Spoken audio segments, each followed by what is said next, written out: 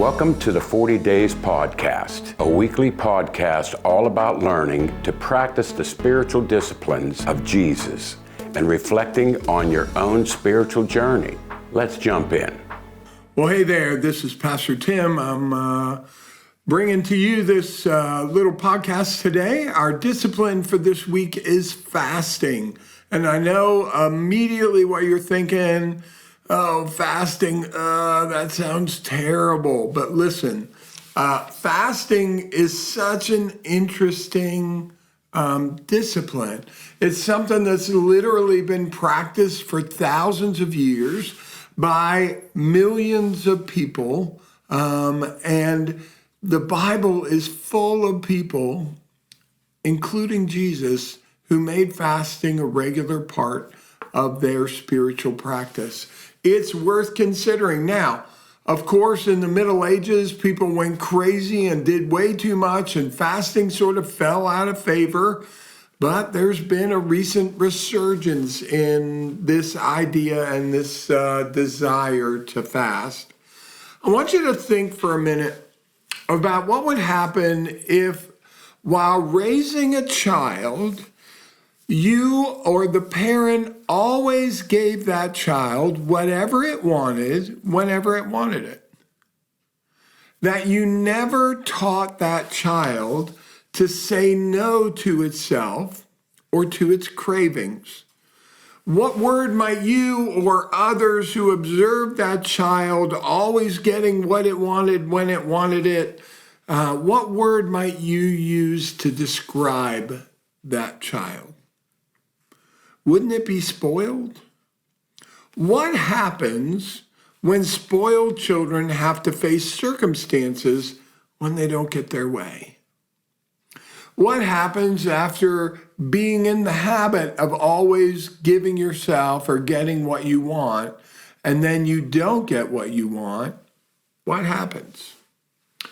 And how might you know for yourself if you have allowed yourself to be spoiled in some areas as well? In the Sermon on the Mount, Jesus says, he has this whole section about fasting, which is really interesting. And he says not if you fast, but when you fast. Now, we know that fasting was a regular part, a regular custom in Jewish tradition at that time. And so we know the people were fasting. And so he said, when you fast, right, do it this way. He puts fasting right in the middle of a teaching on prayer and a teaching on giving. So he connects those three together: giving, fasting, and praying. It really is interesting. Another place where Jesus talks directly about fasting is when some of John the Baptist's disciples come and they say, listen, we've noticed something strange here. We fast, the Pharisees fast, but your disciples, they're not fasting. They're not fasting. Why is that? Jesus replied in Matthew 9, can the wedding guests mourn as long as the bridegroom is with them? The days will come when the bridegroom is taken from them, and then they will fast. There's a lot of people who say Jesus is telling us, listen, when he's no longer present with us physically, that it'll be time for us to fast. This is perhaps the most important statement in the New Testament on whether or not Christians should fast today. Are we commanded to fast? Well, not directly. There's no thing that says thou shalt fast. But listen to this partial list of people from Scripture who made fasting a regular part of their spiritual life. Moses fasted. David fasted. Elijah fasted. Esther, the queen, fasted. Daniel fasted. Anna, who met Jesus. She was a prophetess. She fasted. Paul, Jesus. What was the very first thing that Jesus did? Driven by the Spirit after his baptism, he went out into the wilderness by himself for 40 days. There's a lot of people who make the parallel. One day for every year that Israel wandered in the wilderness, where he fasted and he prayed. That's how he prepared himself for his ministry. How about people? All right, those are Bible people. What about other people? Well, Martin Luther made a regular habit of fasting. John Calvin, John Knox, John Wesley. In fact, Wesley wouldn't ordain pastors who didn't agree to fast every Wednesday and Friday. Jonathan Edwards, Charles Finney, one of my heroes of the faith. So why do we fast? Fasting is about two things. It's about denying ourselves and worshiping God. We fast centered on God, and we center ourselves on God by denying ourselves. John Wesley, again, who wouldn't ordain you unless you agreed to fast 2 days a week, said, "First, let fasting be done unto the Lord, with our eyes singly fixed upon him. Let our intention herein be this, and this alone, to glorify our Father which is in heaven." That's the only way we'll be saved from loving the blessing more than the blesser.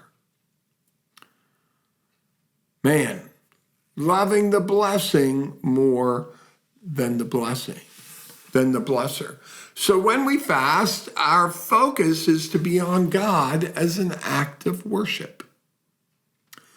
Richard Foster, in his really excellent book, The Celebration of Disciplines, says about fasting, the more than any other discipline, fasting reveals the things that control us. If pride controls us, it will be revealed almost immediately. David writes in the Psalms, "I humbled my soul with fasting." Anger, bitterness, jealousy, strife, fear, if they're within us, they're going to surface during fasting. At first, we'll rationalize that our anger is due to our hunger. Then we'll realize that we are angry because the spirit of anger is within us. We can rejoice in this knowledge because we know that healing is available through the power of Christ. So fasting, as we deny ourselves and we focus on God, that act of denial then begins to move in us and begins to reveal to us in a way that very few other things do, the condition of our own hearts. Again, listen to what Richard Foster says in a word of warning. He says, to use good things to our own ends is always a sign of false religion. How easy it is to take something like fasting and try to use it to get God to do what we want. At times, there's such stress upon the blessing and benefits of fasting that we'd be tempted to believe that with a little fast, we could have the world, including God, eating out of our hands. Fasting is always needing to be focused on God, not the benefits that we get from fasting. A gentleman named John Woolman undertook a challenge, and actually I was pretty convicted by this. I may actually do this. I don't want to jump the gun, but I may actually do this. He decided he was going to fast one day a week every day for 1 day a week for 2 years. And so he writes in his journal the progression of what that was. It's really interesting. Look what he says. He says, I felt it a great accomplishment to go a whole day without food, congratulating myself on the fact that I found it so easy. Number 2, then, I began to see that the above was hardly the goal of fasting. Was helped in this by beginning to feel hungry. I was beginning to feel hungry, and that helped me. Began to relate the food fast to other areas of my life where I am more compulsive. I did not have to have a seat on the bus to be contented or to be cool in the summer or warm when it was cold. So it begins then to move out into other areas. I reflected more on Christ's suffering and the suffering of those who are hungry and who have hungry babies. 6 months after beginning the fast discipline, I began to see why a 2-year period was suggested. The experience changes along the way. Hunger on fast days became acute and the temptation to eat stronger. For the first time, I was using the day to find God's will for my life. I began to think about what it meant to surrender one's life. And lastly, he says, I know now that prayer and fasting must be intricately bound together. There is no other way, and yet that way is not yet fully combined in me. So if you think about his progress through that, it starts out as one thing, and through that discipline, all sorts of other things begin to get revealed. And God uses that discipline in us as a way to show us things about ourselves that we wouldn't otherwise see. If you've never fasted, if this whole concept seems weird to you and crazy, it's okay. I'd say start slowly. Just start slowly. Do a sun up to sundown fast. I'm not going to eat from the time the sun comes up to the time the sun goes down. And you can have a light meal before sunup. You can have a light meal after sundown. That's a good way to start. Do a lunch to lunch fast, right? Where you would eat lunch, then you would skip dinner, you would skip breakfast, and you would eat lunch again the next day. Again, that's a good way to start. While you're fasting, particularly if you've never fasted, it's great to fast and have some fruit juice.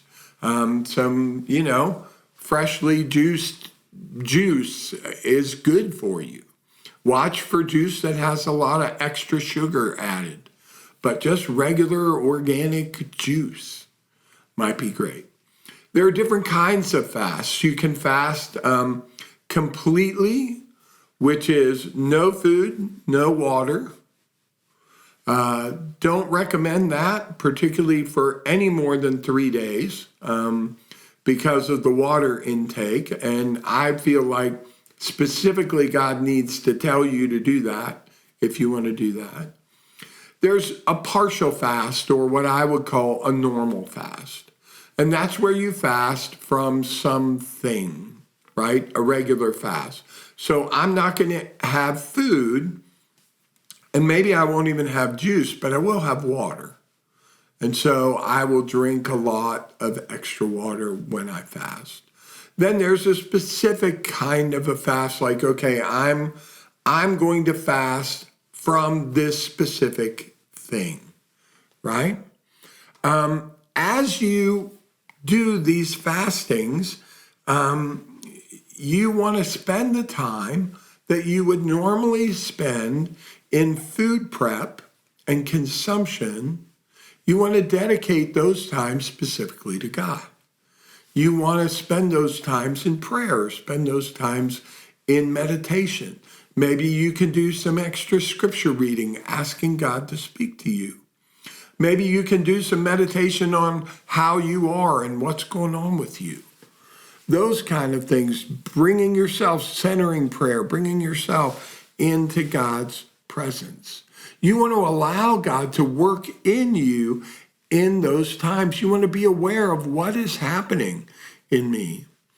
If you've allowed yourself to become a spoiled child who demands what it wants when it wants it, that's going to become pretty clear to you pretty quickly. But not to worry.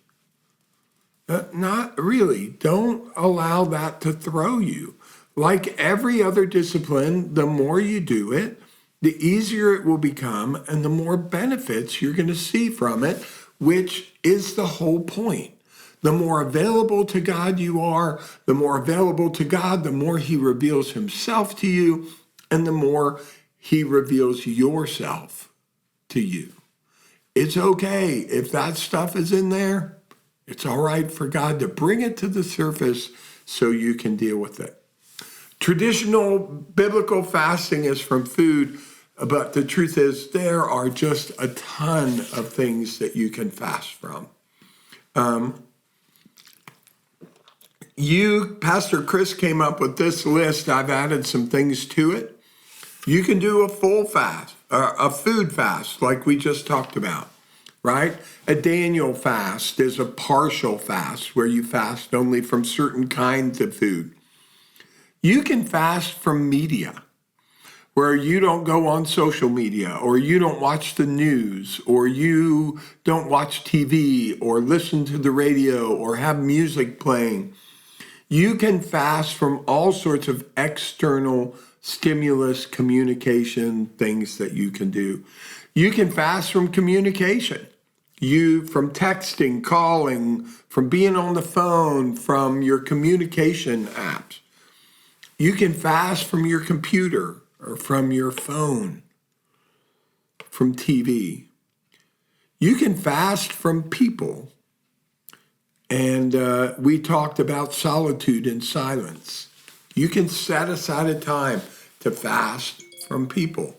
Paul actually says that you can set aside a time and with agreement from your spouse, you can fast from sex as a time to pray. That sounds crazy to me, but it's in the Bible.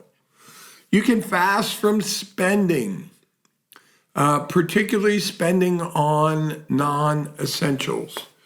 And you can fast from luxuries, things that you don't need. Again, we're not talking about things, and it's popular now, intermittent fasting for weight loss. The goal of that is weight loss. And if you lose weight, well, you have your reward. We're talking about fasting as a way to deny yourself and to focus on God. And as a God-ordained way to confront yourself, your sense of entitlement, and the places you've allowed comfort and excess and spoiled yourself to come to the surface. Your reward will be a deeper sense of God and a stronger ability to get through harder times, closer to God. Your center will not be so easily shaken. As with every other kind of adversity, it will toughen you up. And that's part of what it means to live in this world. While fasting, listen, it's a fun exercise to try to approach even mundane tasks as though they were sacred, as though they were sacramental. To invite God while you're fasting, to keep your focus on him into all the parts of your experience. Oh, you're mopping the floor? God, would you be with me while I mop the floor? Let me focus on you. Oh, I'm doing this, I'm doing that.